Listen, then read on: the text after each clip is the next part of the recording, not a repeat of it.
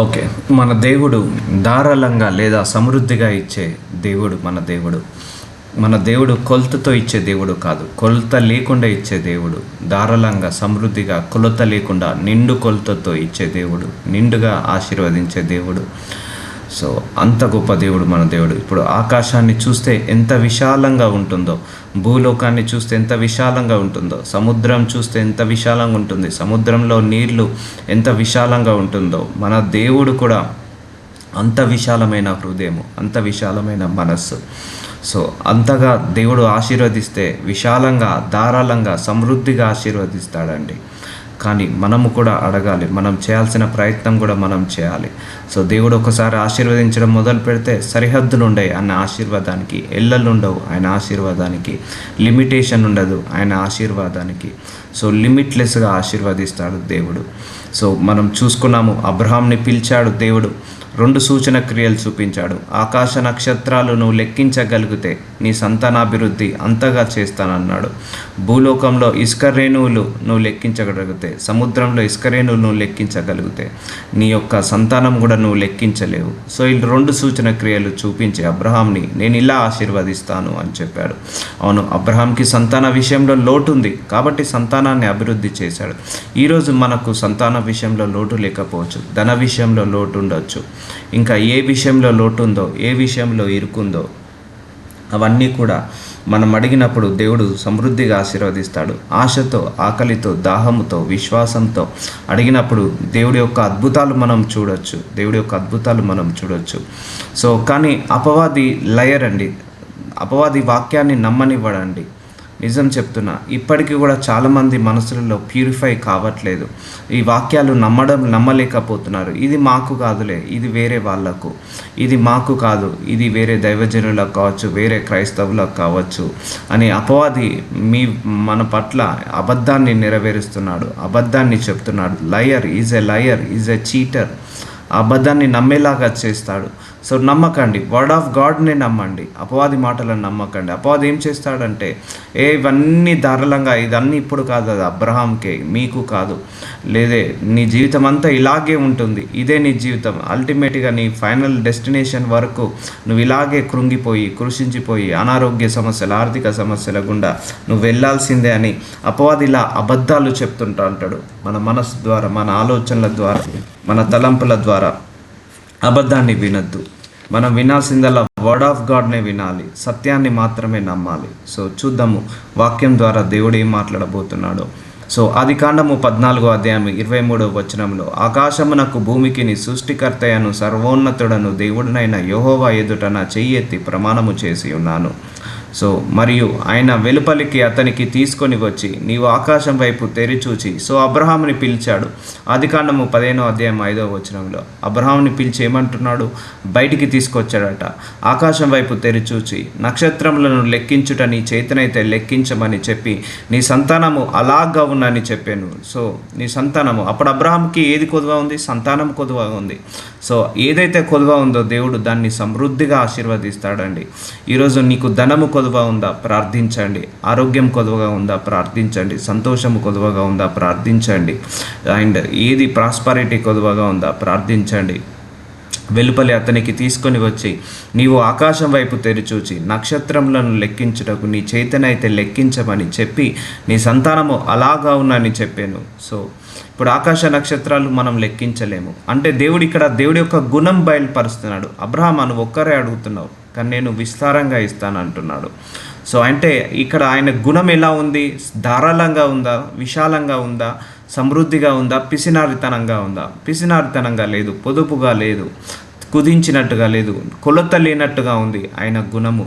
ఆయన గుణం ఎలా ఉందంటే కొదువ లేకుండా, కొలత లేకుండా, ధారాళంగా, విశాలంగా, సమృద్ధిగా ఉంది ఆయన యొక్క గుణము. అందుకే ఆకాశం వైపు తెరిచూచి నక్షత్రములను లెక్కించుటకు నీ చేతనైతే లెక్కించమని చెప్పి నీ సంతానం అలాగా ఉన్నను చెప్పాను. సో అలాగా లెక్కించలేనంత ఆశీర్వాదము దేవుడు ఇవ్వగలుగుతాడు.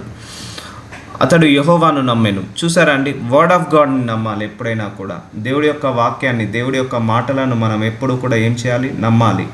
సో కానీ అపవాది ఏం చేస్తాడు తెలుసా, ఇవన్నీ నమ్మనివ్వడు, వాక్యాన్ని నమ్మనివ్వడండి. ఫస్ట్ ఆఫ్ ఆల్ వాక్యాన్ని విననివ్వడు. వాక్యం అంటేనే చాలు అపవాది మనకు నిద్ర పట్టేలాగా చేస్తాడు, పడుకునేలాగా చేస్తాడు. సో వాక్యాన్ని నమ్మనీయడు, వాక్యాన్ని విననీయడు. ఎందుకంటే వాక్యం విన్న వాళ్ళు 30 నుంచి 60 ఇంతలుగా, 60 ఇంతల నుంచి 100 ఇంతలుగా ఫలిస్తారు. కాబట్టి అపవాది వాక్యాన్ని నమ్మనివ్వడు, విననివ్వడు. సో అతడు యెహోవాను నమ్మెను, ఆయన అది అతనికి నీతిగా ఎంచెను. సో నమ్మాలి, దేవుడి యొక్క మాటలను మనం నమ్మాలి. సో దేవుడు 2 సూచన క్రియలు, సముద్ర ఇస్కరేములను చూపించాడు, ఆకాశ నక్షత్రాలను చూపించాడు నమ్మకం కలగడానికి. సో అందులో దేవుడి యొక్క గుణం ఏం కనపడ్డదంటే, విస్తారంగా ఆశీర్వదిస్తాను, కొలత లేకుండా ఆశీర్వదిస్తాను, అండ్ కొదువ లేకుండా ఆశీర్వదిస్తాను, సమృద్ధిగా ఆశీర్వదిస్తాను అని ఆ యొక్క గుణం అందులో బయలుపడుతుంది. అలాగే సమృద్ధిగా విస్తారంగా ఇస్తానన్న గుణము మనం దేవుడిది చూడొచ్చు. సో ఆయన గుణం అలాంటిది అన్నట్టు. సో ఇక్కడ అర్థమవుతుందండి, మీరు మీ దేవుడి యొక్క గుణాన్ని తెలుసుకోవాలి. ఎప్పుడైనా మనం నమ్ముతున్న దేవుడి యొక్క గుణం ఏంటిది, ఆయన పొదుపు కాదు, ఆయన పిసినారి కాదు. సో ధారాళంగా సమృద్ధిగా ఇచ్చే గుణము. కాబట్టి మనం కూడా అలా ప్రార్థించాలి. అయ్యా, ఆకాశ నక్షత్రాలు లెక్కించలేనంతగా, నా ఫైనాన్సెస్ కూడా లెక్కించలేనంతగా ఆశీర్వదించు ప్రభువా.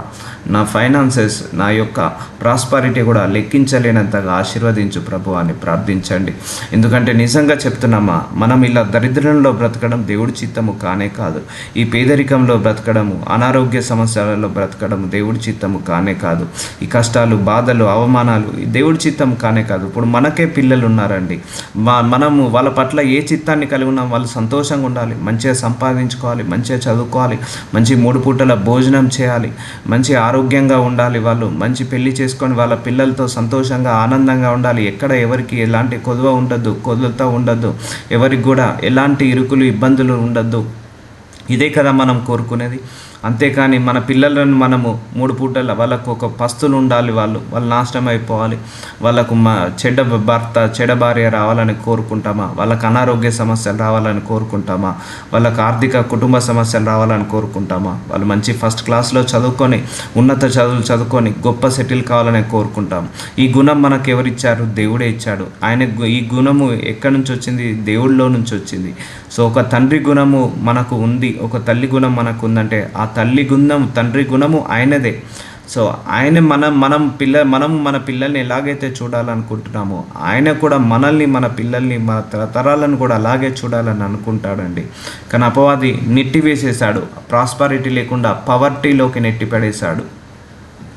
But this is a time for blessing. నువ్వు ఆశతో అడుగు, ఆకలితో దాహముతో అడుగు, ఈ క్షణమైనా కూడా దేవుడు ఏదో ఒక ద్వారాన్ని ఓపెన్ చేసి ఆశీర్వదించమని అడగండి. అయ్యా, ఇది నీ చిత్తం కాదు ప్రభువా. అప్పుడు నువ్వు అడుగుతున్నప్పుడు అపవాది మళ్ళీ వస్తాడు. నేనే చెప్తున్నా కదా, వస్తాడు. ఇది నీకు కాదు, నువ్వు ప్రార్థించకు, నీకు ఇది కానే కాదు, ప్రార్థించి వేస్ట్ అని కూడా మైండ్లో ఈ థాట్ కూడా చెప్తాడు. కావాలంటే మీరు నాకు మళ్ళీ వచ్చి సాక్ష్యం కూడా చెప్తారు. సో అలా ఉంటుందన్నట్టు.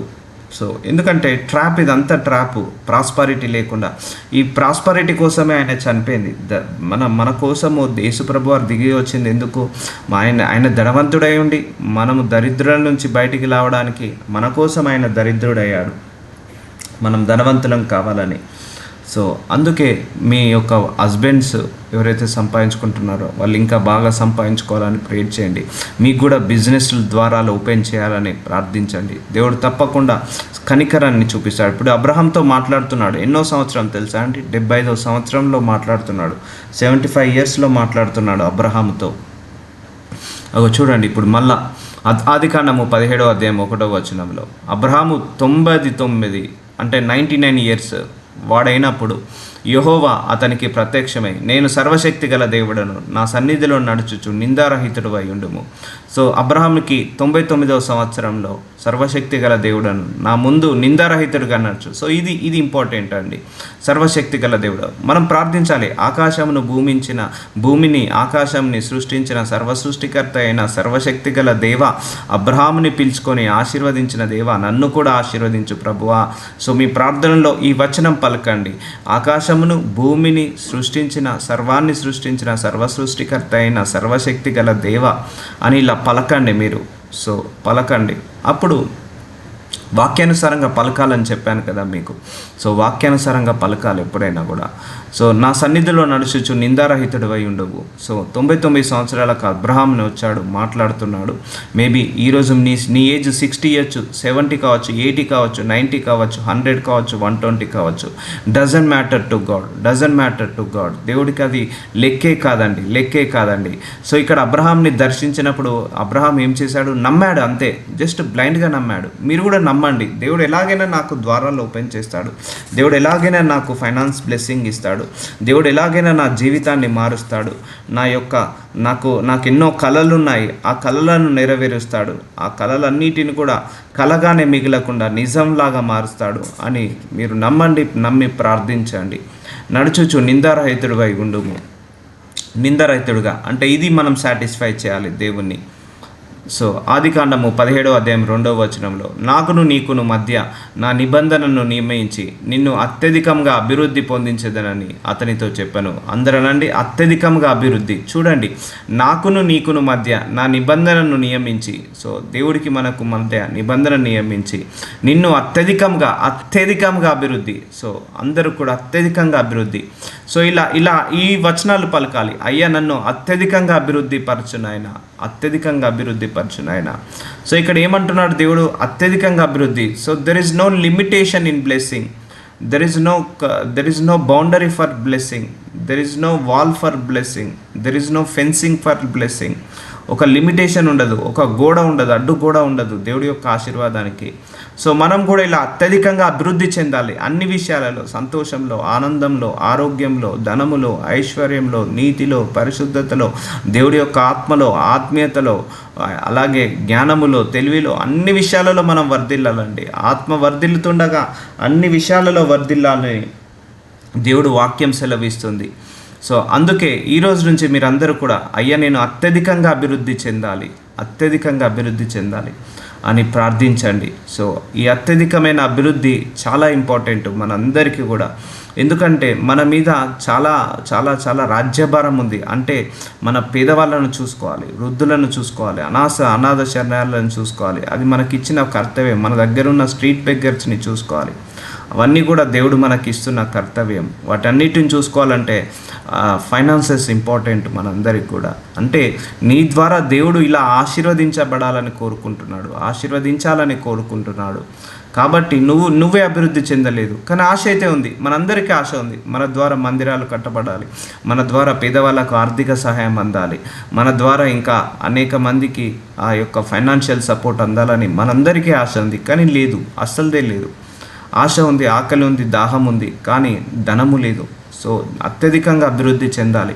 సో మన లైఫ్ అంతా కూడా ఎలా ఉండాలంటే అండి, ఏ కొదువ ఉండదు. ఎందులో నువ్వు ఈరోజు మార్నింగ్ పడుకొని లేచినప్పుడు అమ్మయ్య నాకు ఏ మెంటల్ టెన్షన్ లేదు, ఏ హెల్త్ ప్రెషర్ లేదు, ఏ సిక్నెస్ లేదు, ఏ వీక్నెస్ లేదు, ఏ యొక్క కుటుంబంలో కూడా ఎలాంటి డిస్టర్బెన్సెస్ లేదు. సో ఈ ఇంటెన్షన్తో లేచి నువ్వు దేవుడికి థ్యాంక్స్ చెప్పాలి. అలా నువ్వు లేవాలి. కానీ మార్నింగ్ మనం అలా లేస్తున్నావు, లేచుడితోటే ఏదో ఒక అనారోగ్య సమస్య, ఆర్థిక సమస్య, భర్త సమస్య, భార్య సమస్య, పిల్లల సమస్య, కుటుంబ సమస్య, ఏదో ఒక సమస్యతో మనం లేస్తున్నాము ఉదయము. సో లేచి ఆ కష్టంలో కూడా మనం దేవుని స్తుతిస్తున్నాము. అది మనందరి యొక్క విశ్వాసము. కానీ దేవుడి చిత్తం ఏంటిదంటే అమ్మ, ఇట్లా సిక్నెస్ కాకుండా తండ్రి ఇక నా భూలోకంలో ఇక నా పరిస్థితి అయిపోయింది, భూలోకంలో ఇక నేను వచ్చిన పని అయిపోయింది ప్రభువా, ఇక నన్ను తీసుకొని వెళ్ళు అన్నంత వరకు మనం ఉండగలగాలి. అది ఎలా ఉండగలగాలి? ఆనందంతో, సంతోషంతో, ఆరోగ్యంతో ఉండగలగాలి. అది దేవుడి చిత్తము. అంతేకాని మనము ఈ గొడవలలో, కోట్లాటలలో, అనారోగ్య సమస్యలు, ఆర్థిక సమస్యలు, వేదనలు, శోధనలు, రోదనలు పడి పోవడం అది దేవుడి చిత్తము కాదు. సో దేవుడి చిత్తము మంచిగా మనం ప్రాస్పరిటీతో వర్ధిల్లి ఈ భూలోకంలో అబ్రహాం వలె ఆశీర్వదించబడి మళ్ళీ పరలోకానికి వెళ్ళి అక్కడ కూడా నిత్య సంతోషంతో ఉండాలి, నిత్య వెలుగుతో ఉండాలి. భూలోకంలో కూడా మనం నిత్య సంతోషంతో ఉండాలి, నిత్య వెలుగుతో ఉండాలి, నిత్య జీవంతో ఉండాలి, నిత్య ఆనందంతో ఉండాలి, నిత్య సమృద్ధితో ఉండాలి మనందరము కూడా. సో అది దేవుడి చిత్తము. సో పరలోకమందు దేవుడి చిత్తం ఎలాగైతే నెరవేరుతుందో భూలోకమందు కూడా దేవుడి చిత్తము నెరవేరును కాక అని యేసయ్య అన్నాడు కదా. ఇప్పుడు పరలోకంలో ఏముంటుందండి? నిత్య సంతోషం ఉంటుంది, నిత్య వెలుగు ఉంటుంది, అక్కడ డార్క్నెస్ ఉండదు, నిత్య జీవం ఉంటుంది, నిత్య సమృద్ధి ఉంటుంది, అక్కడ ఆనందము సంతోషం ఉంటుంది, వెలుగు జీవము ఉంటుంది. అక్కడ పరలోకంలో అనారోగ్య సమస్యలు ఉండవు, ఆర్థిక సమస్యలు ఉండవు, భార్యాభర్తల గొడవలు కొట్లాటలు ఉండవు. సో అవే భూలోకంలో ఉండాలని దేవుడు కోరుకుంటున్నాడు. సో మనందరిలో కూడా అనారోగ్య సమస్యలు లేకుండా, ఆర్థిక మానసిక శారీరక సమస్యలు లేకుండా, చీకటి లేకుండా, మంచి నిత్య వెలుగుతో మనం భూలోకంలో వెలుగి మనం అనేక మందిని వెలుగులాగా మార్చి, మనము స్వస్థత పడి అనేక మందిని స్వస్థత చేసి, మనము భూలోకం నుంచి విడిచి వెళ్ళే వరకు మంచి సమృద్ధి గల జీవాన్ని అనుభవించి, ఇక చాలు ప్రభువా, ఇక నన్ను తీసుకొని వెళ్ళి, ఇక నేను చూశాను నా జీవితంలో ఇంకా 2-3 తరాలను చూశాను, ఇక నన్ను చాలు, ఇక నన్ను తీసుకొని వెళ్ళు అని అంటాం. చూసావా, అది దేవుడి చిత్తము. ఇక నువ్వు వద్దనే వరకు. కానీ సడన్ డెత్ కూడా దేవుడి చిత్తం కాదు. ఆ యొక్క హార్ట్ అటాక్స్, సడన్ డెత్, ఆకస్మిక మరణాలు దేవుడి చిత్తం కాదండి. నిండు వృద్ధాప్యం వచ్చి మనము ఇక ఆ వృద్ధాప్యంలో కూడా మళ్ళీ చిగురించాలి. అంటే వృద్ధాప్యంలో కూడా మనం ఏం చేయాలి? చిగురించాలి. వృద్ధాప్యంలో కూడా మనకు ఆ నొప్పులు రాకుండా, అనారోగ్య సమస్యలు రాకుండా, వృద్ధాప్యంలో కూడా ఆరోగ్యంగా ఉండి మనము ఇక వెళ్తాను ప్రభు నన్ను తీసుకొని వెళ్ళంత వరకు కూడా మనము ఉండగలగాలి. సో అది దేవుడి చిత్తము.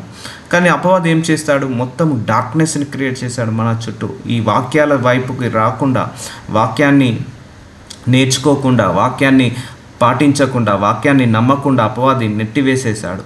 సో అందుకే నాకును నీకును మధ్య నా నిబంధనను నియమించి నిన్ను అత్యధికంగా అభివృద్ధి పొందించేదను, నిన్ను అన్న దగ్గర నన్ను అత్యధికంగా అభివృద్ధి పొందించేదను అని అతనితో చెప్పాను. సో అందరూ కూడా ఈ వర్డ్ను కూడా అత్యధికంగా అభివృద్ధి అని ప్రార్థించండి దేవుణ్ణి. ఎవరికైతే ఇంట్రెస్ట్ ఉందో వాళ్ళే అమ్మ. మళ్ళీ ఇది కూడా ఫోర్స్ ఏం లేదు. So it's up to you. కానీ ఇది దేవుడి చిత్తం అని అయితే దేవుడు మనకు ఒక వాక్యం ద్వారా కీస్ ఇస్తున్నాడు. సో దేవుడు నిన్ను ఆశీర్వదించడానికి సిద్ధంగా ఉన్నప్పుడు, పొందుకోవడానికి నువ్వు సిద్ధంగా లేకపోతే దేవుడు ఏం చేయలేడు. సో అందుకే you need to received word of God first, then you need to received blessing of the God. I received it అనాలి. అందుకే కొన్ని వాక్యాలు చెప్పినప్పుడు, కొన్ని ప్రార్థనలు చేసినప్పుడు ఆ రిసీవ్ని బట్టి కూడా మనం ప్రాస్పరిటీ వర్ధిల్లుతుంటాం. సో ఇప్పటి నుంచి మీ మనసులో ఎలాంటి లిమిటేషన్ ఉన్నా తీసివేయండి. ఆలోచనలో, తలంపులలో మహాభివృద్ధి. సో స్ట్రెచ్ యువర్ హ్యాండ్ అంటే విశాలమైన హృదయము దేవుడిది, విశాలమైన మనసు దేవుడిది. అదొకటి గుర్తుపెట్టుకోండి. అలాగే నిన్ను కూడా అలా విశాలంగా ఆశీర్వదించడానికి కూడా ఆయన చిత్తమై ఉంది. మీరు బహుగా ఫలించడము నా తండ్రికి మహిమ అని అన్నాడు యేసు ప్రభు వారు. బహుగా ఫలించడము అనండి. సో ఇవన్నీ కూడా ప్రార్థనలు అడగాలి. అయ్యా నన్ను బహుగా ఫలించే ప్రభువ, అత్యధికంగా అభివృద్ధి పరచు ప్రభువ, ఆకాశ నక్షత్రాల వలె నా యొక్క ప్రాస్పరిటీ ఉండాలి, నా ఫైనాన్షియల్ బ్లెస్సింగ్స్ ఉండాలి, సముద్రంలో ఇసుకరేణుల వలె నా ప్రాస్పరిటీ ఉండాలి, నా ఫైనాన్షియల్ బ్లెస్సింగ్స్ ఉండాలని దేవుడు మీకు ఈరోజు కీస్ ఇస్తున్నాడు. ఇవన్నిటిని కూడా మీరు ప్రార్థనలో వాడాలి. సో ఇక్కడ దేవుడు గుణము అత్యధికంగా అభివృద్ధి, కొద్దిగా అభివృద్ధి అనట్లేదు, లిమిటేషన్గా అభివృద్ధి అనట్లేదు, కొంతగా అభివృద్ధి అనట్లేదు. సో నాన్ లిమిటెడ్, అన్లిమిటెడ్గా అంటున్నాడు దేవుడు. అన్లిమిటెడ్ డెవలప్మెంట్ అంటున్నాడు. అభివృద్ధి అంటే ఏమంటాము? డెవలప్మెంట్. సో అత్యధికంగా అంటే there is no limitless development. So అలా ఉంటుందన్నట్టు దేవుడి యొక్క ఆశీర్వాదం. బిజినెస్ పెట్టుకున్నా కూడా అభివృద్ధి చెందాలి. అది ఎలా అంటే బ్రాంచ్లు వెళ్ళాలి, స్కూల్ పెట్టిన బ్రాంచ్లు ఉండాలి, హాస్పిటల్స్ కట్టిన బ్రాంచెస్ అభివృద్ధి. ఇప్పుడు చూడండి, కొన్ని హాస్పిటల్స్ ఎన్ని బ్రాంచెస్ ఉన్నాయి, స్కూల్స్ ఎన్ని బ్రాంచెస్ ఉన్నాయి, అలాగే కొన్ని అవుట్లెట్స్ ఉన్నాయి, ఫుడ్ అవుట్లెట్స్, అవి కూడా బ్రాంచెస్ ఉన్నాయి, 100 బ్రాంచులు, 1000 బ్రాంచులు. సో అత్యధికంగా అభివృద్ధి చెందుతున్నాయా లేవా బిజినెసెస్, ప్రాస్పారిటీస్. సో అలాగే మనం కూడా అత్యధికంగా అలా అభివృద్ధి చెందాలి. సో కంపెనీస్ చూడండి, 200 కంపెనీస్, 300 బ్రాంచెస్ వరల్డ్ వైడ్గా. మైక్రోసాఫ్ట్ తీసుకోండి, సేల్స్ ఫోర్స్ తీసుకోండి, ఇలా చాలా కంపెనీస్ చూస్తే కూడా బ్రాంచెస్ అత్యధికంగా అభివృద్ధి చెందుతున్నాయి. ఫుడ్ అవుట్లెట్స్ తీసుకోండి, కేఎఫ్స్ తీసుకోండి, ఆల్మోస్ట్ ఆల్ ఓవర్ వరల్డ్లో థౌజండ్స్ ఆఫ్ అవుట్లెట్స్ ఉన్నాయి. సో అలా బ్రాంచెస్ అత్యధికంగా అభివృద్ధి చెందుతున్నాయా లేదా? చెందుతున్నాయి. వాళ్ళందరూ మరణించినా కూడా ఇంకా అభివృద్ధి చెందుతున్నాయి. అంతే, నాకును నీకు మధ్య నిబంధన నియమించి నిన్ను అత్యధికంగా అభివృద్ధి పొందించేదను అతనితో చెప్పాను. అంటే మనం పోయిన తర్వాత కూడా ఆ బ్లెస్సింగ్ మన పిల్లలు తరతరాలకు కూడా అందుతుంది. ఇప్పుడు అబ్రహాం పోయినా కూడా వాళ్ళ మనవరాలు కూడా అంత గొప్పగా ఆశీర్వదించబడ్డారు. So after leaving from the earth also. So అలా ఉంటుంది అన్నట్టు. సో దేవుడు నీ గురించి మాత్రమే ఆలోచించడండి, నీ పిల్లల గురించి, నీ యొక్క నెక్స్ట్ 1000 జనరేషన్స్ గురించి, 1000 తరాల గురించి ఆలోచిస్తాడు. ఆయనకు తెలుసు after 10th generation who will come from your generations. నీ యొక్క జనరేషన్, నీ సంతానం నుంచి 10వ సంతానం ఏంటిదో, 10వ తరం సంతానం ఏంటిదో దేవుడికి తెలుసు ఎవరిని పంపించాలో. సో ఆ శాపంలో పెట్టాడు దేవుడు, ఆశీర్వాదాలనే పెడతాడు. సో మన 10వ తరం ఏంటిది, మనకు తెలుసా అండి మన నెక్స్ట్ 10th జనరేషన్? తెలియదు. We never know. మనకు తెలియదు. మన పిల్లలు ఇంకా చూస్తే వాళ్ళ పిల్లల్ని చూస్తాం, కానీ వాళ్ళ పిల్లలను మనం చూడలేము కదా. 1-2 జనరేషన్స్ మనం చూస్తాము, మన మనవళ్ళని చూస్తాము, వాళ్ళ పెళ్ళిళ్ళ వరకు కూడా ఉంటామో ఉండమో తెలియదు. కానీ దేవుడికి 1000 జనరేషన్స్ తెలుసు. మన 1000th జనరేషన్, మన కడుపులో నుంచి పుట్టిన వాళ్ళ 1000 జనరేషన్స్ తెలుసు. ఆ 1000 జనరేషన్స్ గురించి కూడా ఆలోచిస్తాడు. సో ఎందుకు ఆ 1000 జనరేషన్స్ ఆశీర్వదించబడట్లేదు అంటే మన కర్సెస్, పితృదోషాలు, పితృశాపాలు, మాతృశాపాలు, ఈ జనరేషనల్ కర్సెస్ వల్ల కూడా చాలామంది కూడా ఆశీర్వదించబడలేరండి. ఇప్పుడు అబ్రహాం మీద జనరేషనల్ కర్సెస్ ఉందా, జనరేషనల్ బ్లెస్సింగ్ ఉందా? జనరేషనల్ బ్లెస్సింగ్ ఉంది. ఇప్పుడు అబ్రహాము, ఇస్సాకు, యాకోబు వాళ్ళ పిల్లలు, ఇస్సాకు వాళ్ళ పిల్లలు, తరతరాలు కూడా ఆశీర్వదించబడ్డాయి. అలా మనము కూడా అబ్రహాం సంతానం నుంచి వచ్చిన వాళ్ళము. సో మన పూర్వీకులు ఎన్నో తప్పులు, ఎన్నో పొరపాట్లు, ఎన్నో విరోధంగా దేవుడికి చేసి ఉండవచ్చు. సో అంటే వ్యతిరేకమైన ఆచారాలు, వ్యతిరేకమైన సాంప్రదాయాలు పాటించి ఉండొచ్చు దేవుడికి విరోధంగా. అందుకే దేవుడి యొక్క ప్రత్యక్షత మన మీద రాకపోవచ్చు. కానీ నువ్వు నమ్మకంతో ప్రార్థించు. ఆ జనరేషనల్ కర్సెస్, మా తాత లేమితనంలో బ్రతికాడు, మా తండ్రి లేమితనంలో బ్రతికాడు, మేము లేమితనంలో బ్రతుకుతున్నాము, మా పిల్లలు కూడా లేమితనంలో బ్రతుకుతున్నాము, ఇవన్నీ కర్సెస్ నుంచి విడుదల కలిగించిన ఆయన. అమ్మమ్మ కర్సెస్, నాయనమ్మ కర్సెస్, తాతల ముత్తాతల కర్సెస్ ఏమున్నా కూడా వెళ్ళిపోవాలని ప్రార్థించండి. ఈరోజు నుంచి నేను, నా కుటుంబము రక్తంతో కడగబడి ఈరోజు నుంచి ఆశీర్వాదము మేము ఓవర్కమ్ అవును కాక, ఆ కర్సెస్ అన్నిటిని కూడా దేవుడి యొక్క ఆశీర్వాదమే బ్లెస్ అవును కాక, దేవుడి యొక్క ఆశీర్వాదమే ఓవర్కమ్ అవును కాక అని ప్రార్థించుకోండి. ఎందుకంటే అమ్మ జనరేషనల్ కర్సెస్, ఇంకొక కీ చెప్తున్నాడు దేవుడు మనకు. జనరేషనల్ కర్సెస్ వల్ల కూడా మనము ఆశీర్వదించబడలేము. సో చూస్తే మీ తరతరాలు అబ్జర్వ్ చేయండి. సో మీ ఫాదర్ ఎలా బ్రతికారు, మీ గ్రాండ్ ఫాదర్ ఎలా బ్రతికారు, మీ అమ్మమ్మ వాళ్ళ నుంచి నాయనమ్మ. సో మన పిల్లల మీద ఆ ఎఫెక్ట్ ఉంటుందండి. మనం చేసిన తప్పులు, మన తల్లి చేసిన తప్పు, తండ్రి చేసిన తప్పు మాత్రమే కాదు, నాయనమ్మ, అమ్మమ్మ, తాత, ముత్తాత, వాళ్ళ ముత్తాతలు. సో ఇలా జనరేషనల్ కర్సెస్ అన్నీ కూడా. ఇప్పుడు ఒక తాత సంపాదిస్తే ఆస్తి పిల్లలు ఎలాగైతే పెంచి అంటే ఎలాగైతే అనుభవిస్తారో, అలాగే వాళ్ళు తాత ముత్తాతలు, అమ్మమ్మలు, నాయనమ్మలు చేసిన ఆ తప్పులు, పొరపాట్లు, ఆ యొక్క కర్సెస్ కూడా మన పిల్లలు కూడా అనుభవించాల్సి వస్తుంది. ఇదంతా ఉచితంగా అనుభవించాల్సి వస్తుంది మనం ఏం చేయకున్నా. సో ఎంతో కొంత షాడోస్ ఉంటాయి, ఎంతో కొంత ఆ వ్యతిరేకత ఉంటుంది, ఎంతో కొంత ఆ కర్స్ వెంబడిస్తుంటా ఉంటుంది. సో ఎప్పుడైతే ఆశీర్వాదాన్ని వెంబడించినట్టు శాపం కూడా వెంబడిస్తుంటుందండి. ఇప్పుడు మీలో ఒక గ్రాండ్ ఫాదరు ఒక 1000 కోట్లు సంపాదించాడు అనుకోండి, తప్పకుండా ఆయన పిల్లలకు వస్తుంది, తప్పకుండా ఆయన పిల్లల నుంచి ఆయన పిల్లలకు వస్తుంది. అలాగే మన పూర్వీకులు కూడా ఎన్నో తప్పులు చేస్తారు కూడా, మనం కూడా చేశాము. ఎవరు కూడా పర్ఫెక్ట్ లేరు ఇన్ ద వరల్డ్లో. దేవుడికి విరోధంగా ఎన్నో చేసి మన పితృల వల్లే మనం కూడా శాపాలు కొని తెచ్చుకున్నాం. దానివల్ల కూడా మనం ప్రాస్పరిటీలో ఎదగలేము. ఆ జనరేషనల్ కర్సెస్ అనేది బ్రేక్ అయితే మనము ఆశీర్వాదంలోకి వస్తాము. ఆ శాపం బ్రేక్ అయినప్పుడే ఆశీర్వాదంలోకి వస్తాము. సో ఈ రోజు నుంచి మీరు ప్రేర్ చేసుకోవాల్సిన అంశం ఏంటిది? జనరేషనల్ కర్సెస్ బ్రేక్ కావాలని, ఆ లిమిటేషన్స్ బ్రేక్ కావాలని ప్రార్థించండి. దేవుడు తప్పకుండా తీసివేస్తాడు. సో అత్యధికంగా అభివృద్ధి పొందించేదను. సో ఇది దేవుడి యొక్క వాగ్దానము మనందరి పట్ల. So limitless blessing is the God's portion, God's will. So అది మన జీవితంలో నెరవేరాలి. సో ఆదికాండము 17వ అధ్యాయం 3వ వచనంలో అబ్రాహాము సాగిలపడి ఉండగా దేవుడు అతనితో మాట్లాడి, ఇదిగో నేను నియమించిన నా నిబంధనను నీతో చేసి ఉన్నాను. ఇది ఎన్నో సంవత్సరంలో అండి? 99వ సంవత్సరంలో, 100 సంవత్సరాలకు దగ్గరగా, ఇక మరణానికి దగ్గరలో ఉన్న అబ్రహాంని దేవుడు ఆశీర్వదించి ఇంకా 75 సంవత్సరాల ఆయుష్ పోసాడండి అబ్రాహాంకి. నీవు అనేక జనములకు తండ్రి వగదు, అనేక జనములు. సో చూసారా అండి, దేవుడు ఒక్కరే అనట్లేదు, ఇద్దరే అనట్లేదు, 10 మంది అనట్లేదు, అనేక జనములు. సో నువ్వు కూడా అనేకంగా అభివృద్ధి చెందాలి, అనేకంగా విస్తరించాలి.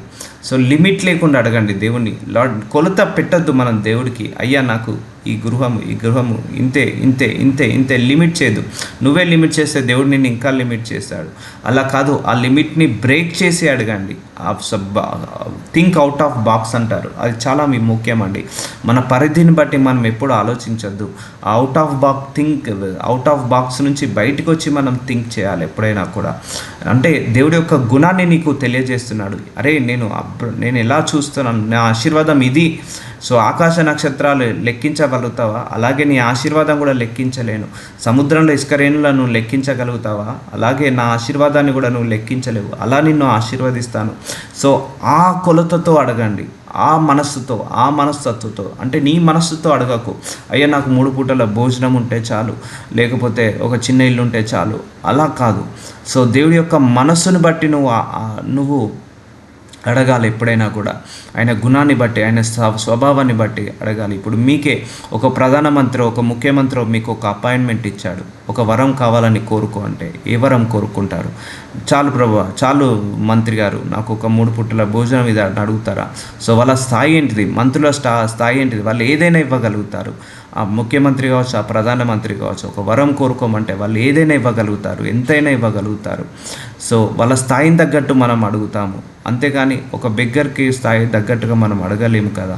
సో అలాగే మన దేవుడు ఆయన స్థాయిని తగ్గట్టు మనం అడగాలి. నీ స్థాయిని తగ్గట్టు నువ్వు అడగకు. దేవుడి యొక్క స్థాయిని బట్టి, ఆయన శక్తిని బట్టి, ఆయన బలాన్ని బట్టి, ఆయన గుణాన్ని బట్టి, ఆయన స్వభావాన్ని బట్టి, ఆయన యొక్క ధారాళమైన మనస్సుని బట్టి, విశాలమైన మనస్సుని బట్టి నువ్వు కూడా ఆ లెవెల్లో అడగాలి, ఆయన స్థాయిని బట్టి. ఎందుకంటే ప్రధానమంత్రి, ముఖ్యమంత్రి కంటే గొప్పవాడు మన దేవుడు ఆ మంత్రుల కంటే. సో అంతగా దేవుడు ఆశీర్వదిస్తాడు, సమృద్ధిగా ఇస్తాడు. సో సమృద్ధిగా ఇచ్చే దేవుడు మన దేవుడు కాబట్టి అంతగా అడగాలి ఎప్పుడైనా కూడా. అడగడంలో అలసిపోవద్దు, కుదించద్దు, కొలత లేకుండా అడగాలి ఎప్పుడైనా కూడా. ఇదే కావాలి, ఇంతే కావాలి కాదు. ఎందుకంటే overflow of blessing will give the joy, overflow of blessing will give the happiness, overflow of the blessing will give the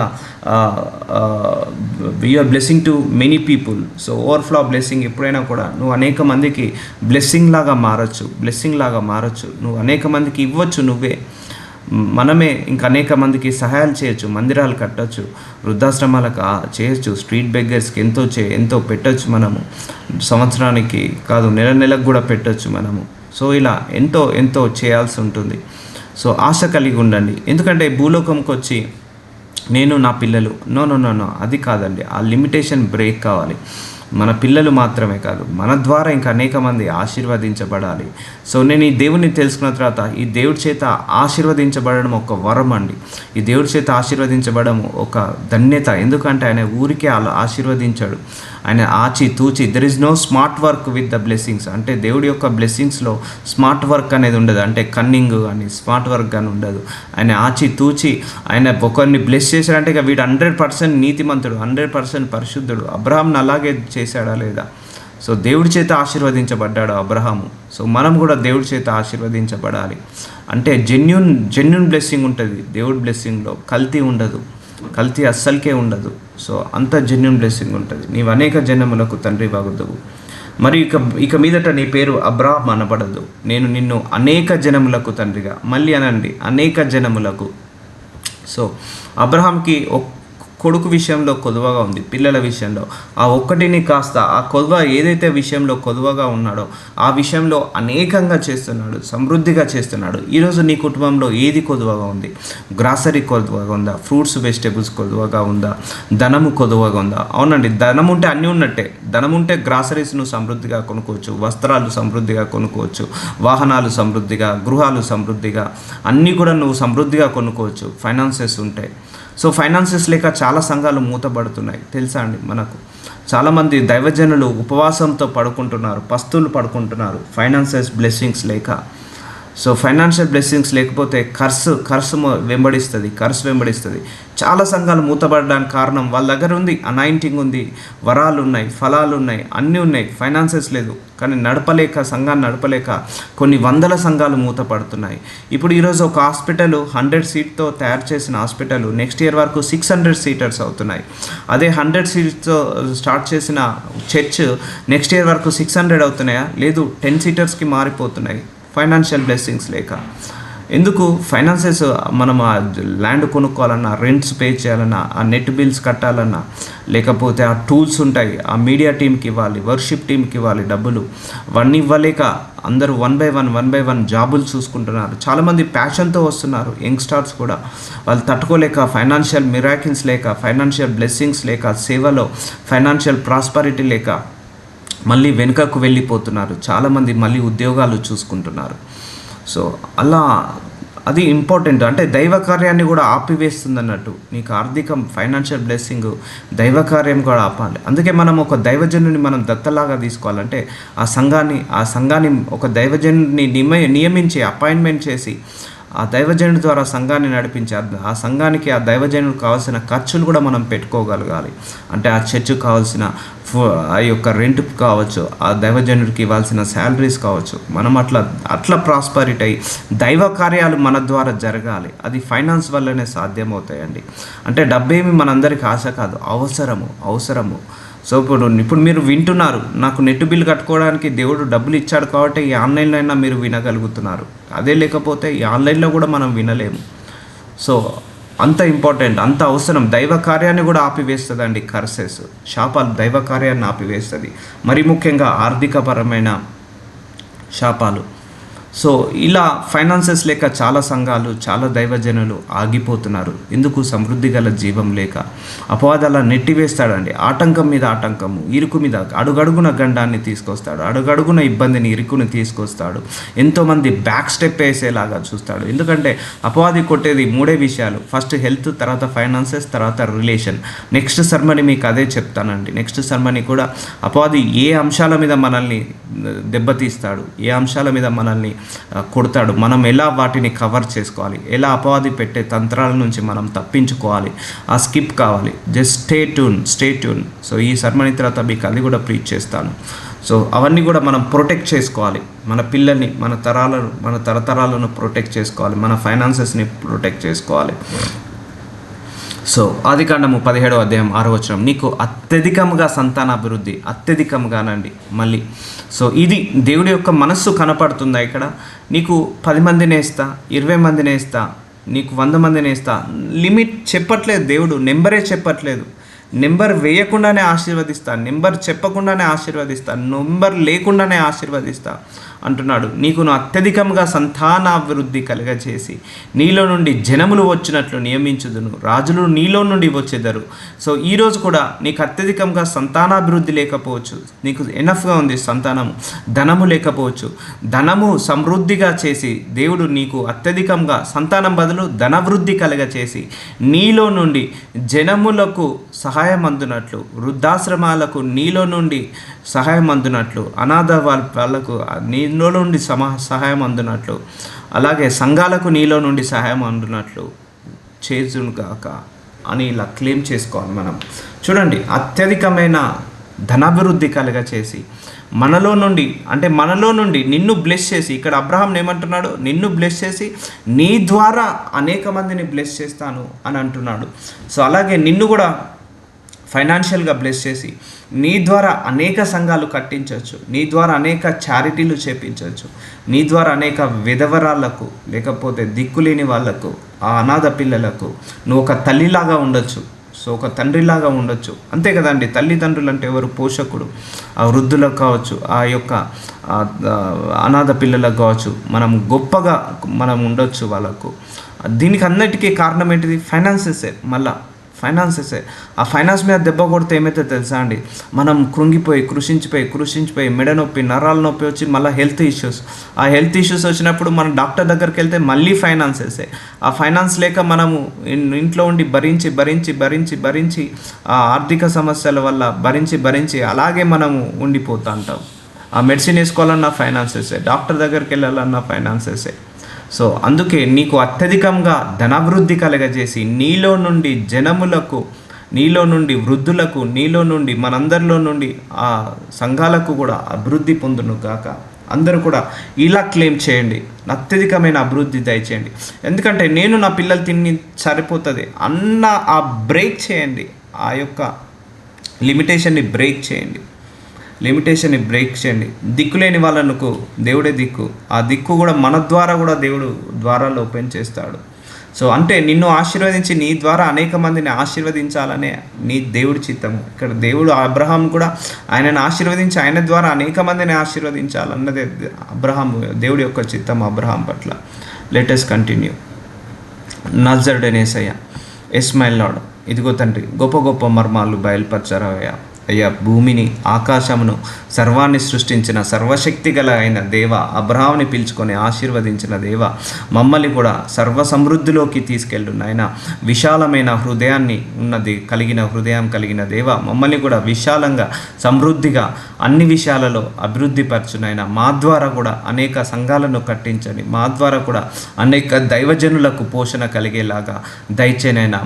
మా ద్వారా అనేక వృద్ధులకు, అనేక అనాథ పిల్లలకు సహాయం అందే శక్తిని దయచేయమని ప్రార్థిస్తున్నాము తండ్రి. అయ్యా, మమ్మల్ని అందరినీ కూడా అత్యధికంగా అభివృద్ధి పరచునైనా. అయ్యా, అది మా కోసం మాత్రమే కాదు నాయన. అయ్యా, మేము అనేక మందికి ఆశీర్వాదకరంగా మారాలనుకుంటున్నాము. అట్టి ఆశీర్వాదాన్ని మాకు దయచేయమని యేసు నామంలో ప్రార్థిస్తున్నాను తండ్రి. ఆమేన్. ఆమేన్. ప్రైజ్